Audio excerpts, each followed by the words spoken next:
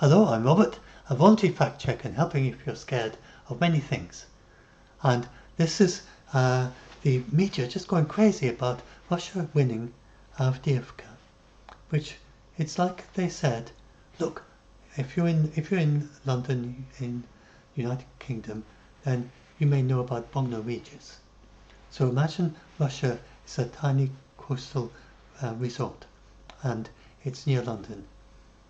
And this, if you don't know it, then here's a bit of this. Gives an idea of it from the air. It's not that big. That's basically all of it, just about all of it, and a little bit there.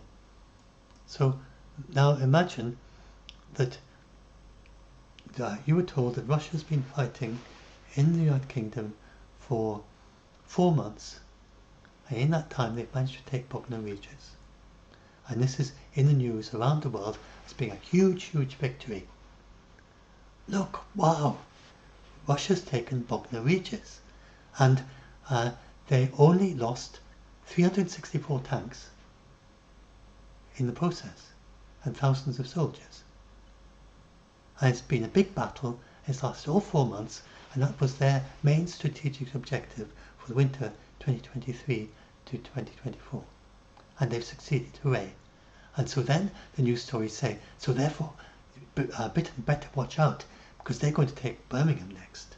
I mean, obviously, after they managed to take Bognor Regis after 4 months of fighting, then that shows that Britain is very vulnerable, and they're bound to take Birmingham next, because how could they possibly be stopped? It shows that the Britain can't stop them. And that's basically what they're saying. And they're just ignoring all the other advances that Ukraine has done elsewhere along the front line.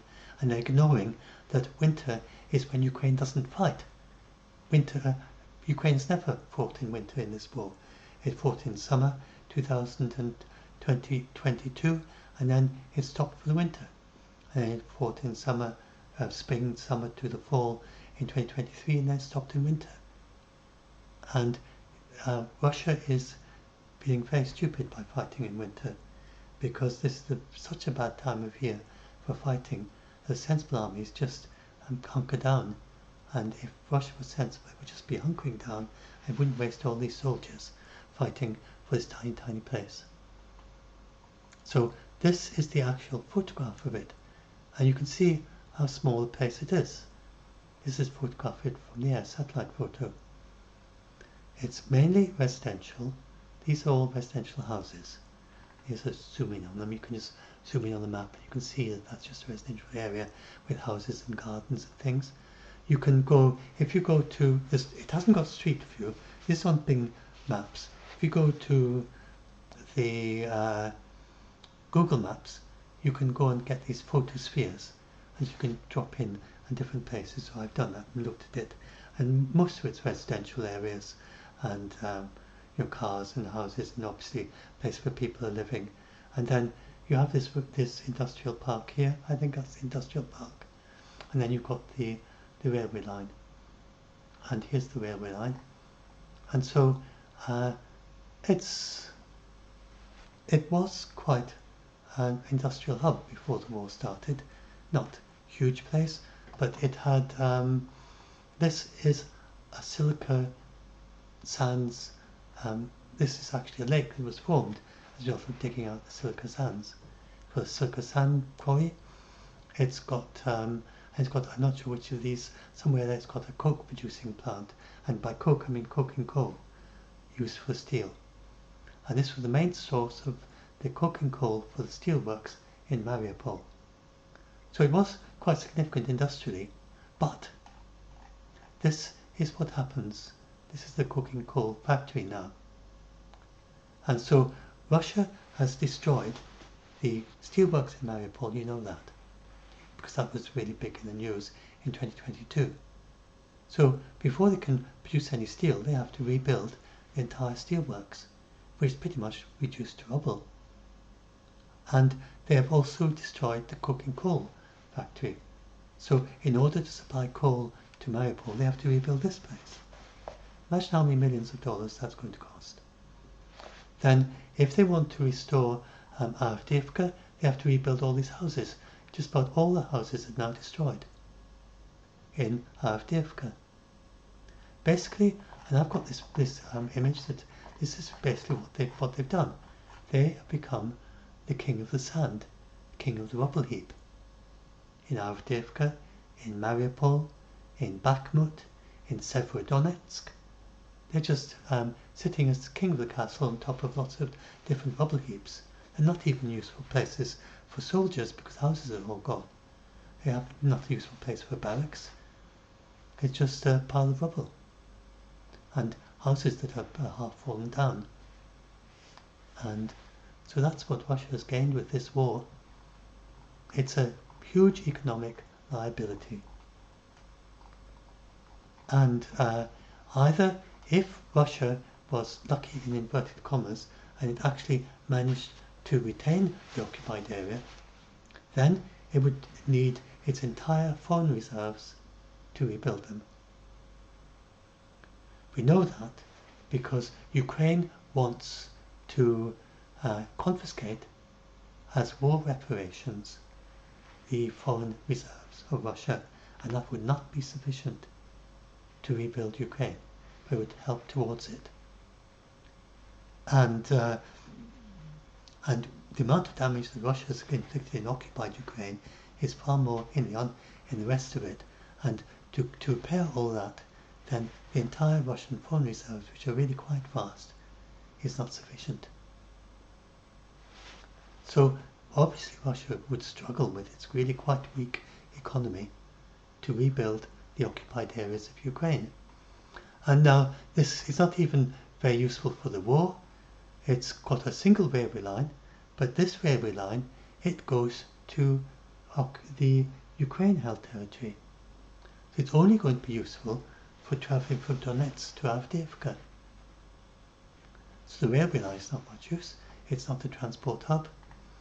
It's really of no value for Ukraine. Now, here's the controversial figure. So I uploaded a previous video about this, and then people said, and I had that figure right up at the top, I didn't explain properly that it's qualified, that the number of soldiers this is the number that the Ukrainian army says that they lost. And I think they mean including the ones who were injured and taken out of action. I think that would be a rather high figure to be the number who've actually died. It seems rather on the high side for that. Although some people say that 100,000 out of action. It probably depends on how injured they count as being injured enough to be out of action as well. And so anyway, that is the Ukrainian figure, which would be higher than the army of Netherlands or Portugal. If you look at the Russian figure, then they think that they have lost 16,000, which would be about half the size of the Portuguese army. And so that would still be like a small army still, an entire small country. Those are the 10 largest armies of the European Union. There will be smaller armies that some the countries got very small armies. So I think it's reasonable to call that an army that they've lost, even if it was the Russian estimates. And the main thing is, and they've lost several hundred tanks, there's no doubt about that. Now, with the equipment, then you can be very sure, because they have actually photographic evidence for each one. This one, for instance, this is focused on Avdiivka, and this open source on Twitter, they have created you can go and link as a documentation, and every single line points to, will open up a photograph or a video of a destroyed bit of equipment which is geolocated to Avdiivka, the area around Avdiivka. So we know they've lost at least 224 tanks in that region, and Ukraine say 364. So it's not that far off, and it could well be the Ukrainian figures are correct. So this is why I regard the Ukrainian figures as really quite accurate, because they are within the range of the actual open source information which has a separate photograph for everything, just about everything destroyed. Sometimes there's other types of evidence. For instance, when they destroy the fighter jets from the air, then you have just a satellite photo, for instance. Sometimes it's just a news story, for instance a TASS news story saying that a fighter jet has been lost. And so sometimes, because it's TASS, you can be pretty sure that if Russia's reported it, it actually happened. So these figures, they're really quite careful in the open source community, especially about the Russian losses, and that's why I find these figures credible for the numbers of tanks and for the equipment. And then on the soldiers, I think Ukraine's philosophy is that if we are just completely straightforward and tell our people the numbers, then it's much clearer, because we don't have to have two sets of numbers. So imagine they said, well, actually we know the number is 80,000, no, it's 20,000. We won't tell everyone it's 47,000. And that makes things very complicated, because when the generals are talking to other generals and when they're talking to soldiers, they have two sets of figures. They have the propaganda figures and they have the real figures, because they have to have the real figures for their planning. And it's much simpler if everyone is on the same page, and especially also the academics who don't have access to top secret information and people who are suggesting things to the army and so on. So Russia is Russia is so hugely propaganda orientated that their generals even don't really know what's going on in the front line, because people keep making stuff up and propagating up to the generals even.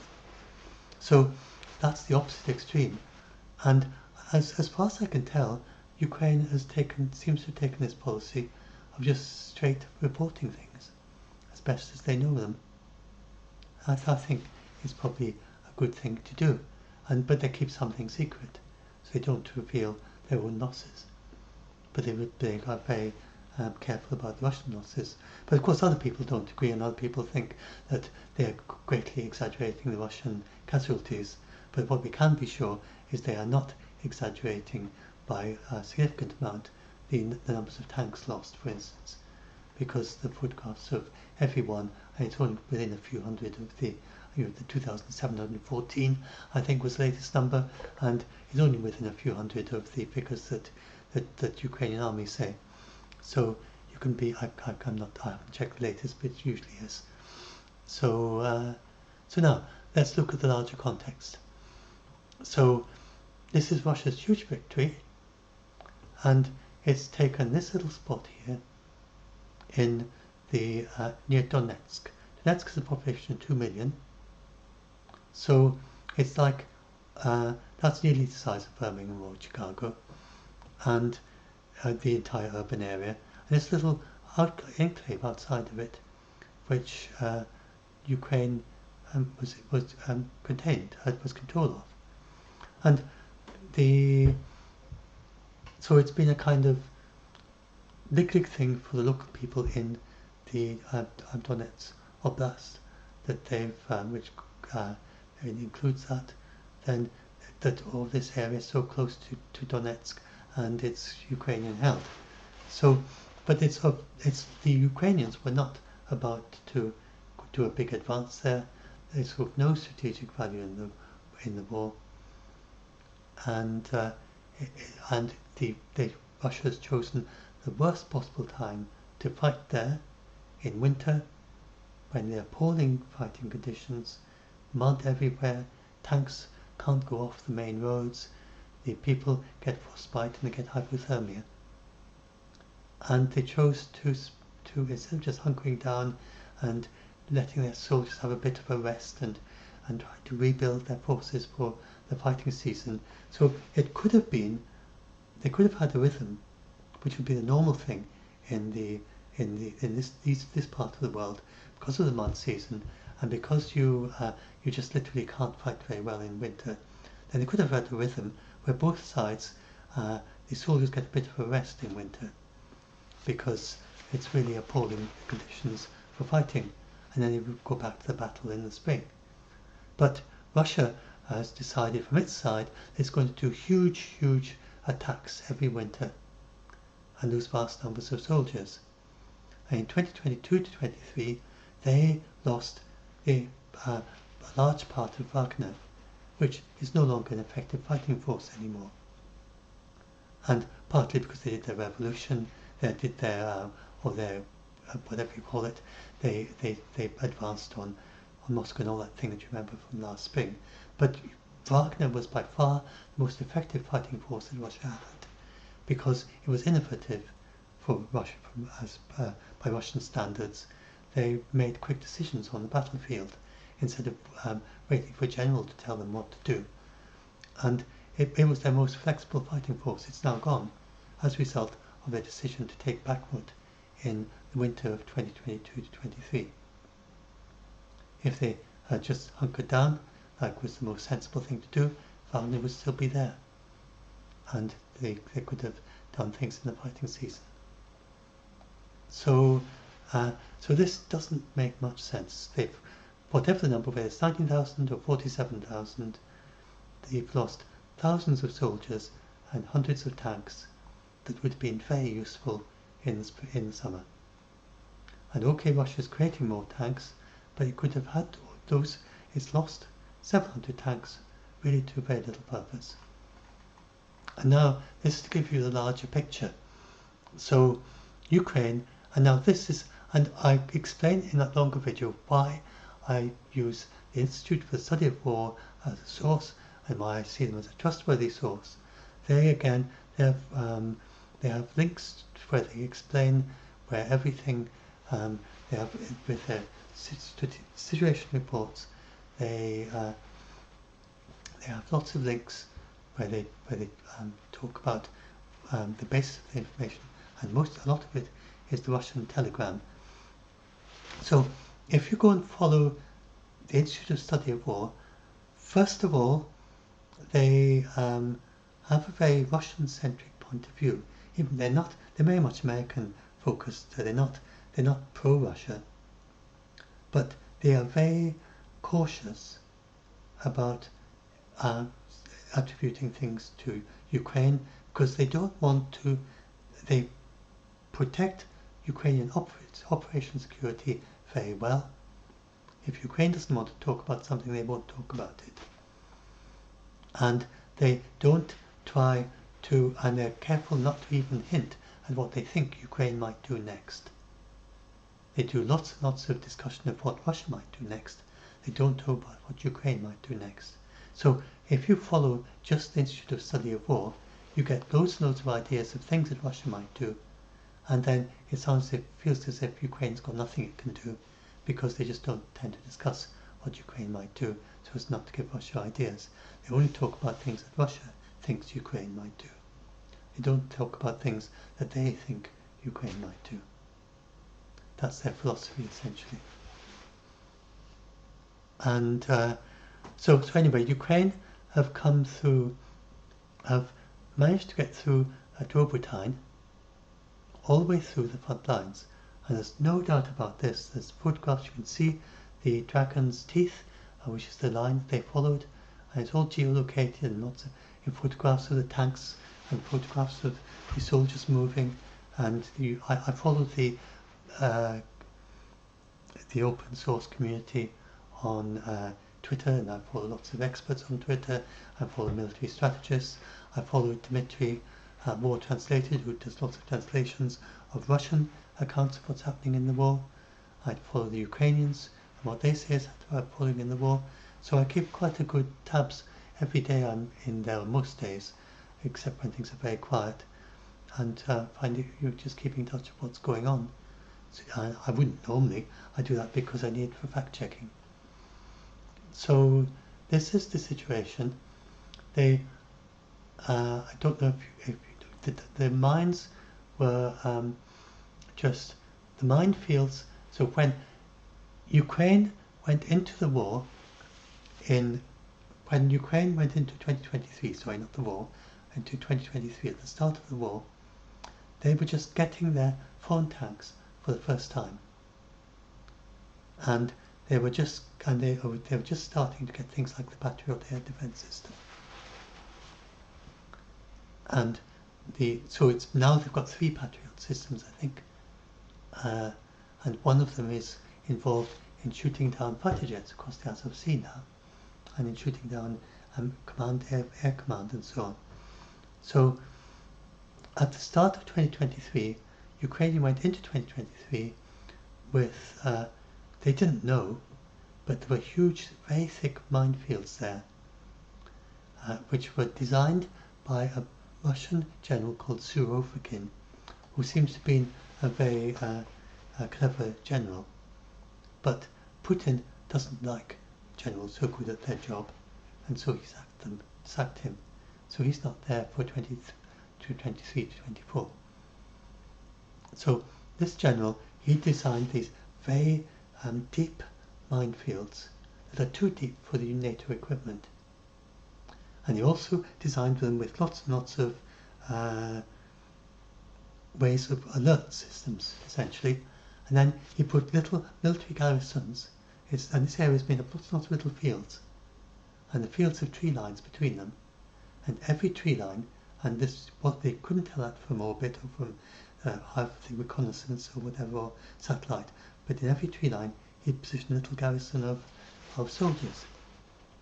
And the fields are quite small, so you have to go across quite a few fields in order to go through this minefield.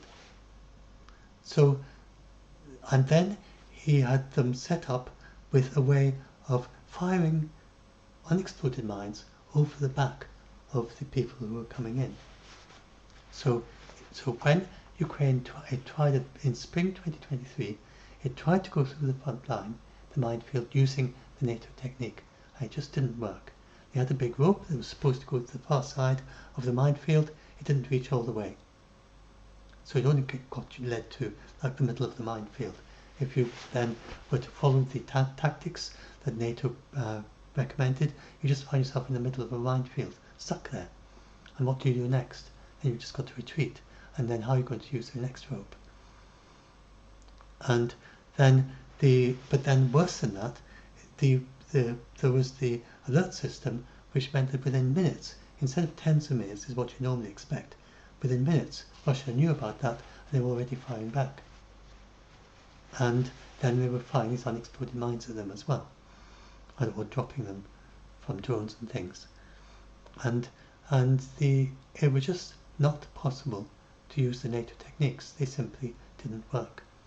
Ukraine very rapidly lost several Bradley fighting vehicles and several Leopard tanks. And so Ukraine, if they'd been like Russia, they could say, okay, we'll just get together 200,000 soldiers and we'll just rush at them with several hundred tanks. But they haven't got thousands of tanks like the Russians. But they could say, oh well, we'll just use 1,000 tanks and 100,000 soldiers, and we just rush it in one place, and then lots of the soldiers are going to die, we'll lose most of the tanks, but we'll get through. That is not the Ukrainian approach. They can't do that, partly because they've got to husband their resources, and then they just are more careful about their soldiers' lives. So the Ukrainians, instead, they went through little by little, little platoons, 8 to 10 people, who would go through the fields, and they'd remove the mines by hand. They'd destroy the mines by hand, explode them, just one at a time, and remove them or explode them, whichever way they did. I think they moved a lot. I can't remember now, but it was in the news for quite a while.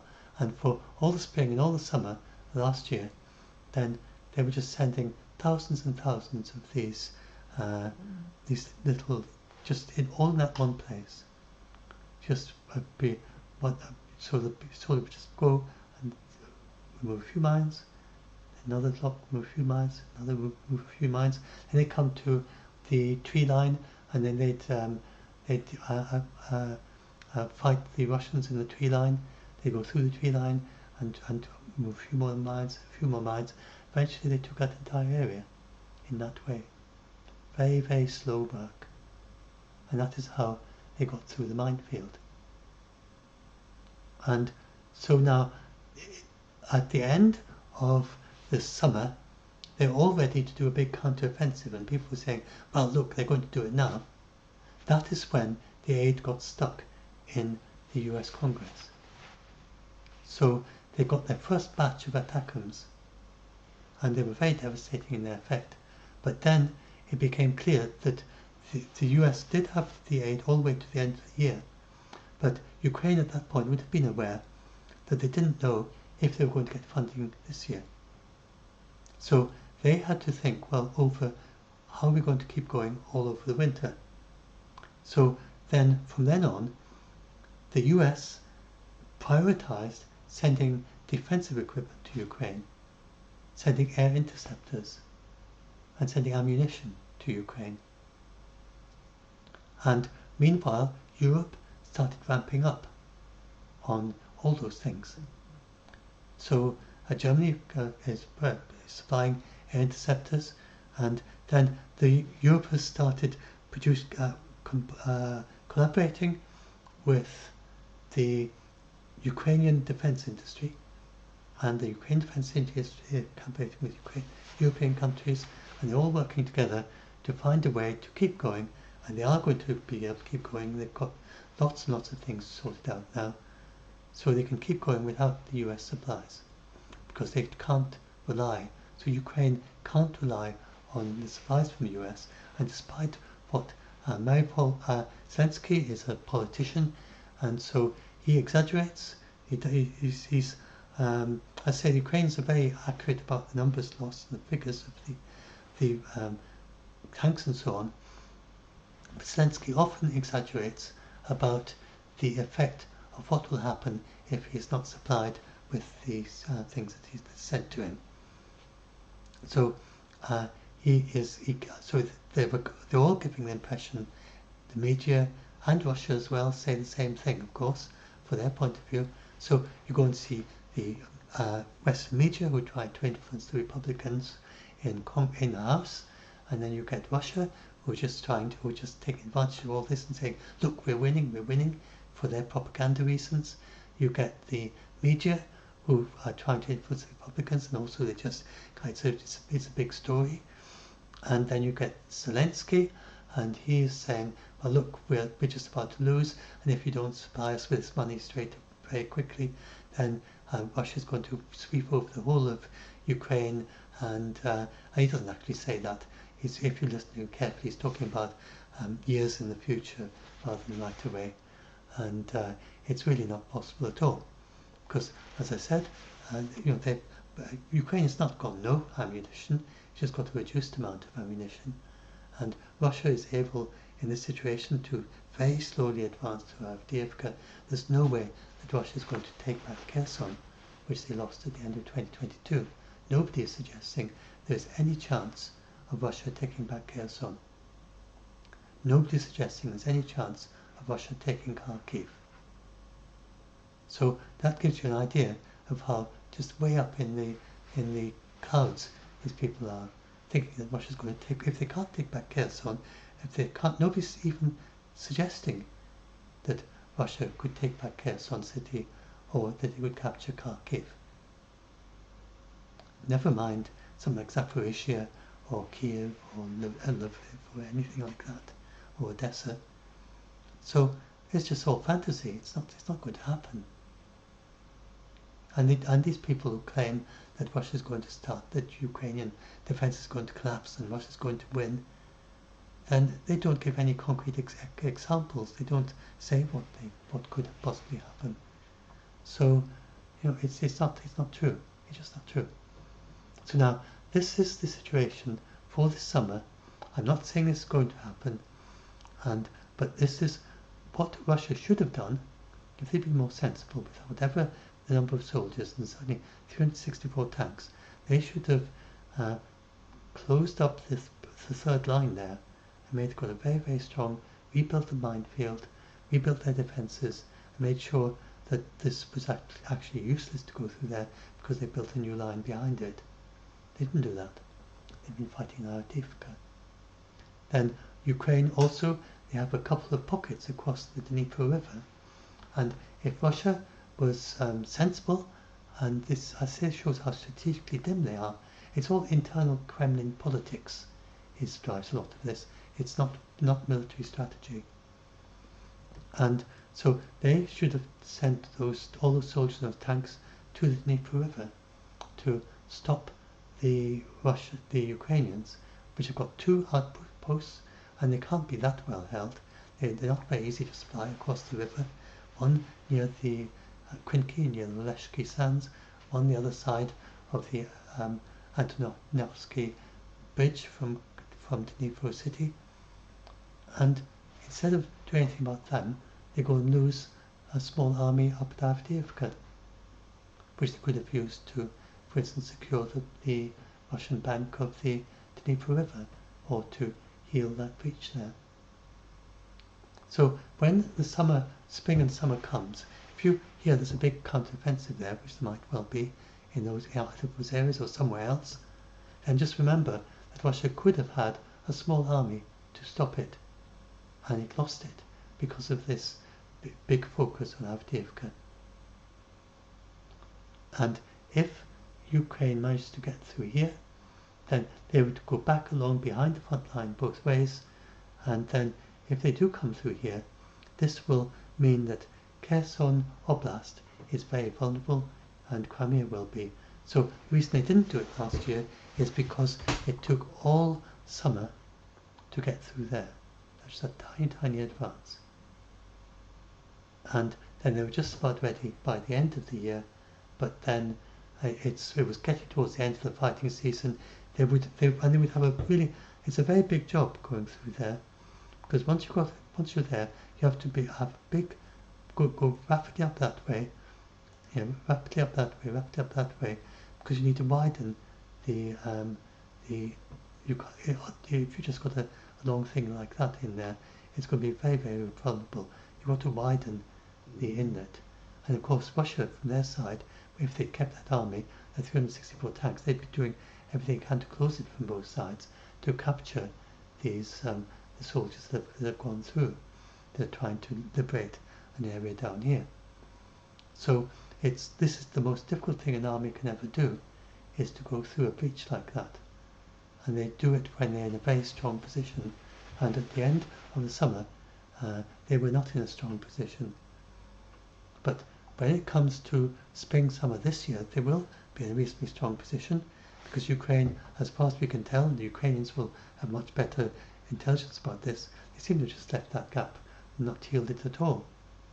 They don't seem to have done that. There's no news about them building any new defences there or anything. They spent 2023 to 2 to 3 building these defences, and it was in the open source community and on Twitter there were lots of pictures of all these new defences that Russia had built along the front line, which then people were laughing at them and saying, look, these are not very well built, and we later on found out that that was because of lots of things that they couldn't actually see in the photographs, and they were actually very well built, and they were looking at the wrong things. So that's what went wrong in then. But they're not building defences this time. At least nobody's talking about it. They're just relying on these defences that are already breached, which is very dim. So if that is correct, then when this next spring comes, then Ukraine now has loads and loads. They have the Storm Shadow, which they didn't have last year. They didn't have the Storm Shadow until the end of last year. I think there was quite a bit towards the end before they had the UK Storm Shadow, and they didn't have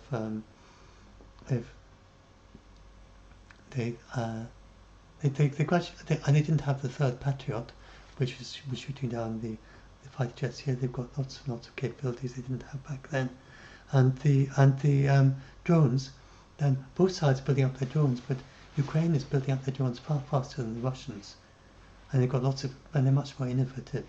So they're quadcopter drones, which are becoming so important in this war. And Ukraine is going to build 1 million next year, and Russia what's the Russian 192,000 or something. It's about a fifth of the number. But I've got the number here somewhere. Anyway, it's a much smaller number of drones that the Russians are building. And Ukraine has pushed since over last year. Ukraine no longer needs to worry about the grain corridor. So that's the entire thing. It just doesn't need to think about it anymore. It's completely safe, the grain going in and out. Russia can't go anywhere near it. They've pushed the Black Sea fleet completely out of Crimea, or pretty much completely out of Crimea, and they've damaged a lot of the air defences of Crimea. They've now got their own home-developed drones, and that are now attacking deep inside Russia. So they can do that with their own equipment. They can't do it with the NATO equipment, because the NATO gives them this artificial thing. You can't destroy the Russian factories that are being used to supply the war with our equipment, because we think it's escalatory. So that's what NATO says to Ukraine. They're perfectly valid defensive targets, but NATO won't let them use NATO equipment against them. So, but Ukraine's developed its own capabilities to attack these factories, where Russia is making its tanks and missiles and things, and attacking the oil depots and things like that. So they are doing some of that themselves. But if Russia was fighting NATO, and NATO would of course be attacking all the places where Russia is making tanks and things in Russia, which are very badly defended because they put their defences in Ukraine. They've lost a lot of their defences in Russia. So anyway, so you can see that actually Russia is not in a strong position. As we come into 2024, then my best understanding, and I'm not sugarcoating, I'm not making things out to be more optimistic to Ukraine than they are. As my best understanding, Russia is in a very weak position, because it's just lost a small army. It hasn't done anything to heal the front line with Ukraine. Ukraine has gained new capabilities, especially with the Patriot, which is destroying fighter jets when they come near to the front line, and it's destroyed a command post over the Azov Sea. They have the Crimea, which was a very strong base for Russia, from which they could supply Kherson Oblast, from which their fighter jets could fly off from Crimea, and their ships could sail out from Crimea, and then from the sea they could fire missiles at places like Odessa and Kherson and so on. These are now the Black Sea ships. They are on the very far side of the Black Sea. The fighter jets, they have to be very cautious when they come near the front line. The naval command posts, which are vital for coordinating all the fighter jets, and they can't come close. If they go over the Black Sea, over the Azov Sea, then they're going to be shot down by Patriot. So Russia is in a much weaker position. And then we've got the Ukrainians have got the F-16 fighter jets. And for NATO, these are ancient, decades-old fighter jets. But for Ukraine, then it means they've got parity with Russia. And up till now, Ukraine has had many MiG-29s, which are really quite ancient fighter jets now, that were made in the Soviet Union times. And they haven't got the most modern Russian fighter jets because they're made in Russia, and they're not made in Ukraine. So Ukraine has only really, really very old fighter jets. And it's really quite remarkable that Ukraine has managed, mainly the ones that got very old, and Ukraine has managed to prevent Russia from taking over their airspace. Just most recently, Patriot helps a lot, and the various air defences. But over the entire first year to the end of 2022,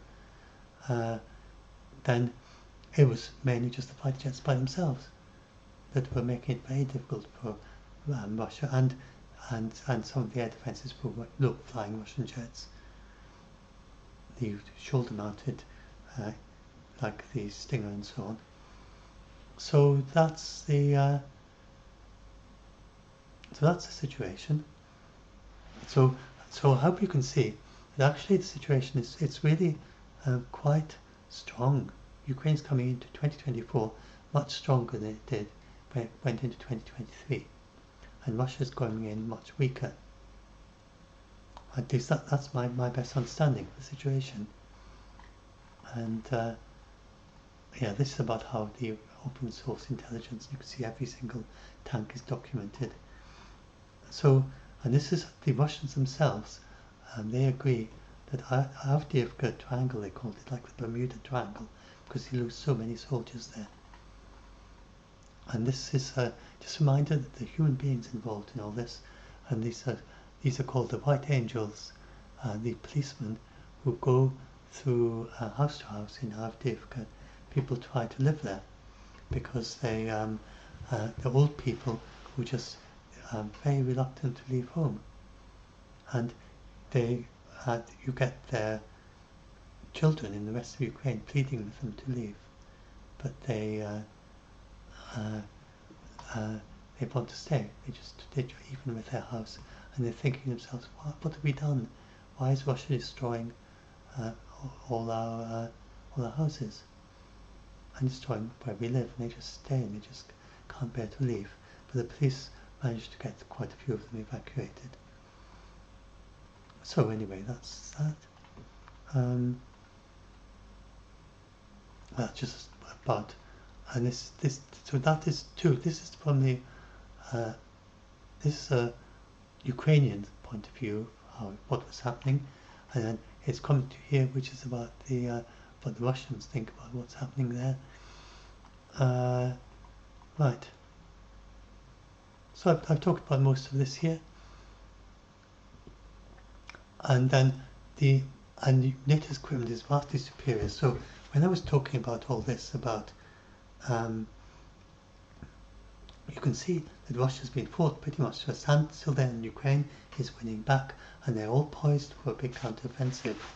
And the general impression I get is that if the US bill does not come through, then the really big counteroffensives would likely be not this year, but next year, from the experts I follow in Twitter. I'm not entirely confident about that, because I'm not sure if they are quite taking account of what a big advantage all the drones will be, and the F-16 fighter jets, because for NATO countries, the F-16s are nothing, because F-35s are so much better.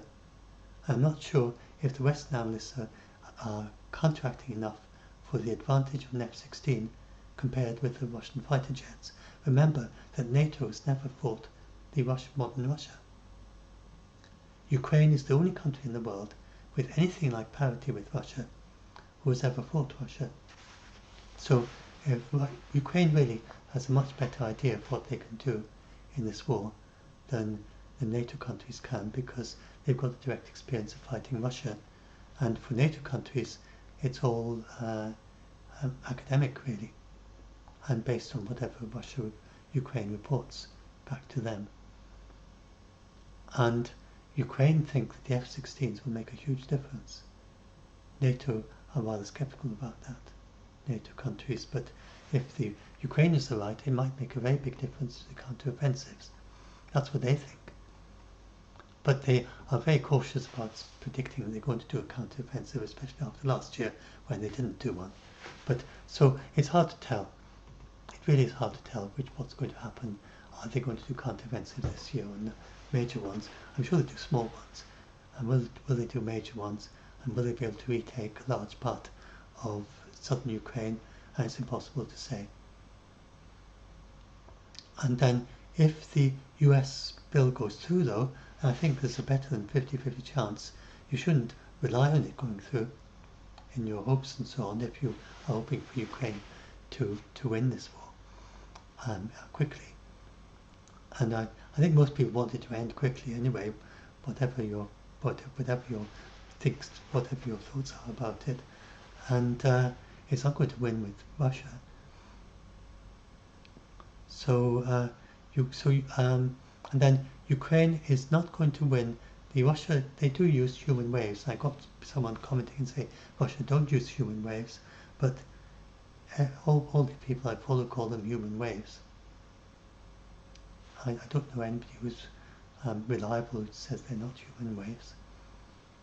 Because they send lots and lots of soldiers on foot,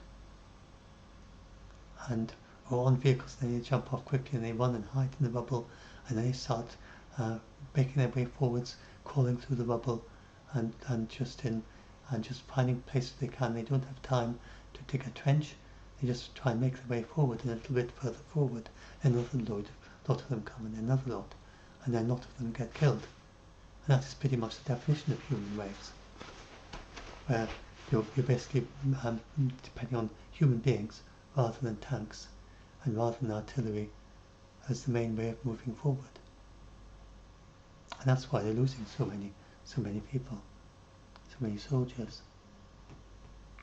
And so I think human waves is the right term for it. It's really, really sad. So, these are people too. We're all human beings. And I said that in my previous video. I just want to say again, I get people who get all sorts of fantastical ideas about Putin and think of him as like a cartoon villain. And I think it's really good for your health of mind to think of him as being, he's a human being like us.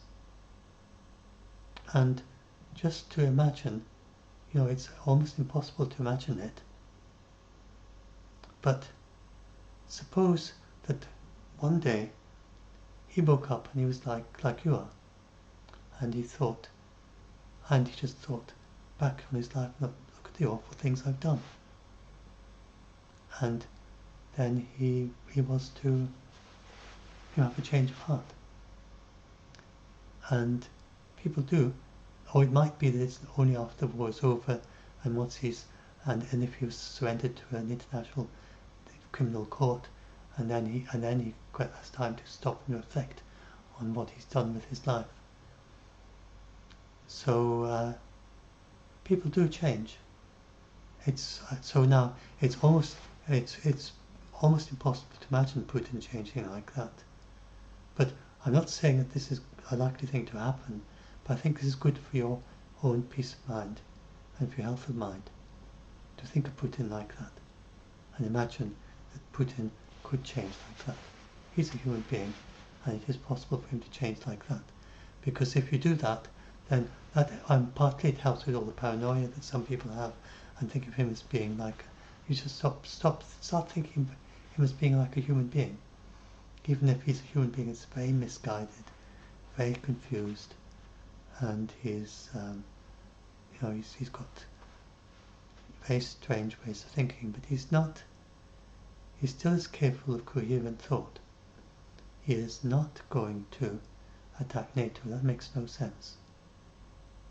So he said in the Tucker Carlson interview that he would not attack Poland, for instance, because he said that nobody would. It just doesn't make sense to do that.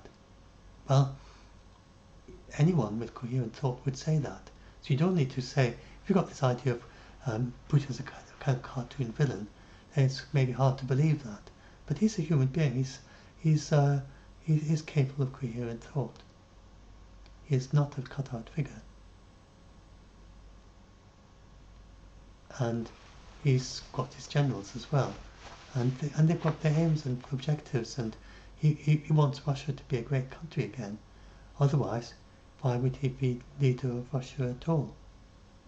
If he didn't in some way, some strange twisted way, care about Russia. And so anyway, I don't want to go on about that, but I'm just trying to encourage you to just try to,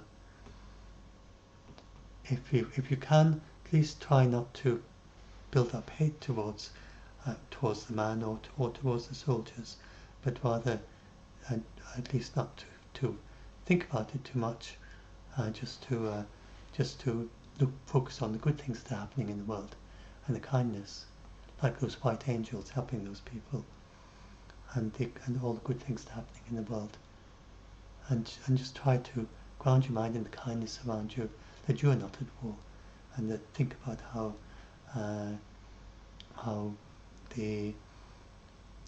most of the world is not at war, most of the world is at peace, and we are not in a world war, no matter what the many people say, and we get these whole people doing fake prophecies and things. None of that is happening. Most of the world is at peace. It still is a peace today. And so, and then just go right back and reinforce the message of all this, that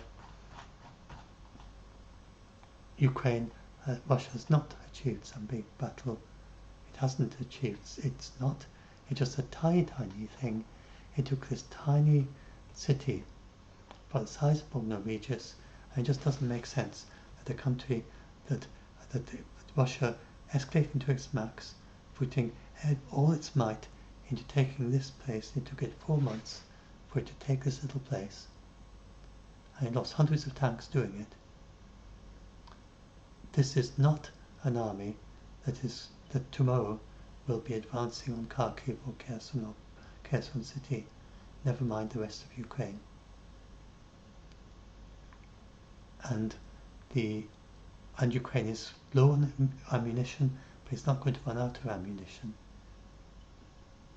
It's got small amounts each day. It's not got none each day, and it's clear that it's got enough to hold the Russians back to the extent that it took this long for Russia to go through Avdiivka. And so I hope this will help some of you to be a little bit less scared about all this, and to realize that it's just not, what these people are saying is just not possible. It's obviously I think a lot of it must be to do with trying to persuade Republicans in Congress to vote for this bill. It'll be very interesting to see what happens, assuming they do vote for the bill. I think there's a decent chance now. They've got a very huge majority of 70 to 29 in the Senate. That was far higher than most people were expecting, I think. It needs to be at least 60 to go through. They got 70. That's a very strong signal to the House to pass it. So then the House responded by going on a recess for 2 weeks. So this, I think, is displacement activity, basically. It means they're saying, we don't know what to do, so we're just going to take a break and just forget about it for a while. But when they come back, it'll be interesting to see what happens. If they do vote for the bill, then it'll be very interesting to see what the media stories do. Because remember that it'll take some time for the aid to get to Ukraine, but you probably find that immediately Ukraine's situation is brightened and people start talking about possible counter-offensives again. But we'll see what happens. Anyway, but the main thing is that there's nothing happening. There's no risk of a world war. There's Ukraine is still on the path to winning in Russia, in Ukraine, liberating this area. It's mainly a question amongst the people I follow: are they going to liberate southern Ukraine in 2024 or in 2025? And then once they do that, what does Russia do next? And will Putin then go for a peace treaty, or will he fight to the last? And then what happens at the end is he's not going to fight NATO. That makes no sense. Remember that all the way through, Putin has been saying to NATO, don't send your F-16s to Ukraine, don't send HIMARS to Ukraine, don't send Patriot to Ukraine, don't send your modern tanks to Ukraine. The reason is because he knows that Russia is no match for these things. So how could he possibly be planning to attack NATO when he's so keen that NATO does not supply even its rather old, old-fashioned, like HIMARS was from decades ago, I think from the 1980s, and yet Russia was very keen to make sure that Ukraine didn't get HIMARS, and still Ukraine hasn't got the ATACMS, and that's an ancient technology for United States. And a lot of the NATO equipment is stuff that was going to be scrapped. The F-16s, then there's a whole lot of F-16s that are waiting to go into scrap heap. because they are out-of-date technology for NATO. But for Russia, they're equivalent to their best fighter jets today. And the F-35s are vastly superior to the F-16s, which is why the F-16s are seen as out-of-date technology by NATO. So it's clear that Russia is not going to go and attack NATO no matter what happens. It makes absolutely no sense. And so how is the war going to end? Then the various ideas, and it could be that it's a breakup of the Russian Federation. It could be that that it's something very similar to what it is today, but it's a different leader from Putin in order to lead out into a new way of relating to the world, because they would have to change their rejig all their relations with the rest of the world at the end of the war. Because Putin has just made things so difficult for Russia with the rest of the world, and it'd be much easier if it's under a new leader. Or it might be that it remains under Putin, and then Russia stays very much isolated, not quite an Iron Curtain, but isolated quite a bit from the rest of the world. Or it could be the other way around, it goes to democracy, and that is not impossible. Or it goes to a more liberal society by some kind of reaction. And just like happened with the end of the Soviet era, and when the Soviet Union lost the war in Afghanistan, then people think of that as being possibly one of the triggers for Glasnost and for the end of the Soviet Union. It would be happening through a series of events happening after the war, not just instantly, but it could slowly move towards more liberal and more democracy again. And we just don't know what's going to happen at the end of the war. And then you get these NATO generals, and they start saying, well, when the war ends, Russia is going to start boosting up its, and it's going to devote all its efforts to boosting up its industry, its defense industry, not going to bother about the civilians, not going to bother about rebuilding its factories and its houses and anything like that, just going to ramp up its arms industry as fast as possible so it can attack NATO and try and invade another country. Well, I find that vastly implausible. I think it's more like a defense exercise than anything that could really happen. Because I think the Russian people are going to be completely fed up of invading other countries at the end of this war. And even Putin would probably find it quite hard to persuade them that what they need to do for the next decade is to continue with austerity and continue and prioritize building up their army back to what it was like before the Ukraine war in order to have another war like this one. I don't think that's very plausible myself. What do you think? Just maybe if I could think a bit about that. And so I leave. That's a good thing to maybe leave with that. But just to remind you, try and ground yourself in kindness. It's much easier to start looking for kindness in the world, starting about things that are positive, and wishing kindness towards. If you can't do it towards Putin, try and wish kind. Think about the Ukrainians. Think about the Russians at the front line. Think about how most of Ukraine is at peace. Most of the world is at peace. And just generally wishing peace for the world, then that's very good for your mental health, I think, and dealing with a situation like this. And then you once your mind calms down a bit, then you're not going to be scared in the same way. And because you can then start looking more objectively. So I think the kind mind and the peaceful mind is the more objective mind. It gives you much more flexibility. If you can find kindness in yourself, then you can it's much better, easier for fact checking. And so anyway, so hope this helps. And do let me know if you find mistakes in anything I do.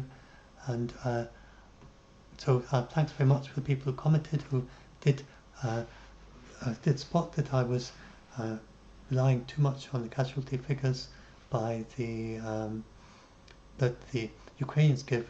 I didn't make it clear enough that the casualty figures are far harder to check than attacks. Really, we don't know, and Ukraine is not likely to really know. They give the number to the nearest man that they think were lost to Avdiivka. It is not really credible. Look, they give this figure up here.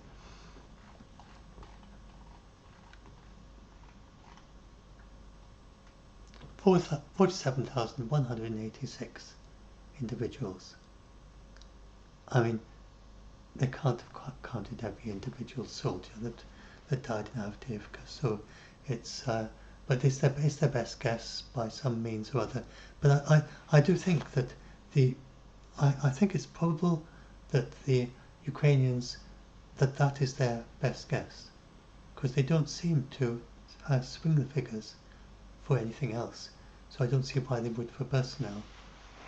I think they have this point of view that it's best to just make sure everyone is on the same page. And that might be mainly injured. It might be that they're including injured and out of action, and then that might partly explain the differences in the figures. I don't know, but these figures, this figure is good, that figure is good, that figure is good, that figure is good. This figure, the Russians say 19,000, Ukraine say 47,000, and other people say much bigger numbers like 100,000, and then maybe it's even less than 19,000. I really don't think it's just not possible to know what the real number is. But they certainly lost a small army there. So anyway, hope this all helps.